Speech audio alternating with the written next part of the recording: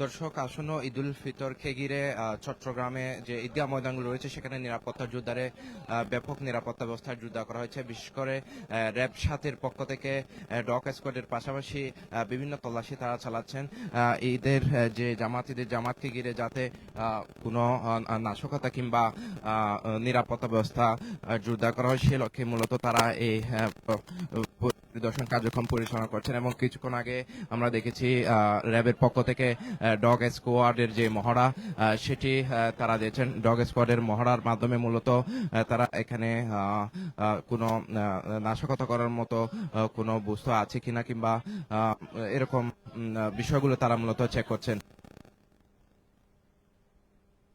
যিনি র্যাব সাথের অধিনায়ক হাফিজুর রহমান তিনি গণমাধ্যমের সাথে কথা বলেছেন।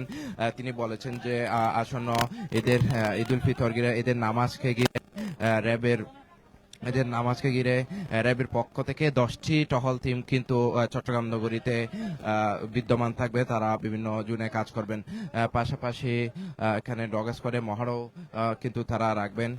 এবং ঈদকে ঘিরে যেহেতু ঈদে বেশিরভাগ মানুষ তাদের বাড়িতে ফিরে যায়, সেক্ষেত্রে শহরে বাসা বাড়িতে যাতে নিরাপত্তা জোরদার করা যায় সেই লক্ষ্যে র্যাবের টহল টিমগুলো কাজ করবে। এবং তাছাড়া আইন শৃঙ্খলা পরিস্থিতির ক্ষেত্রেও কিন্তু ব্যাপক নজরদারি পাবেন ঈদকে ঘিরে, যাতে অপরাধ সংগঠিত করতে না পারে সে লক্ষ্যে তারা মূলত কাজ করবেন।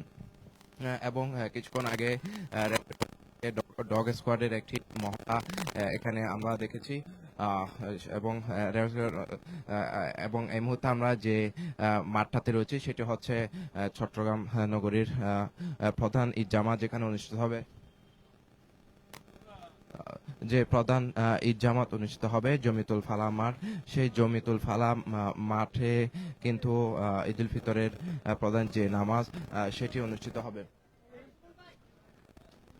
এবং এই জমিতুল ফালাম মাঠে কিন্তু আগামী শুক্রবার অথবা শনিবার চাঁদ দেখা সাপেক্ষে যে ঈদুল ফিতরের নামাজ সকাল 8টায় অনুষ্ঠিত হবে বলে গতকালই জানিয়েছেন চট্টগ্রাম সিটি কর্পোরেশনের মেয়র ডাক্তার সাদাত হোসেন।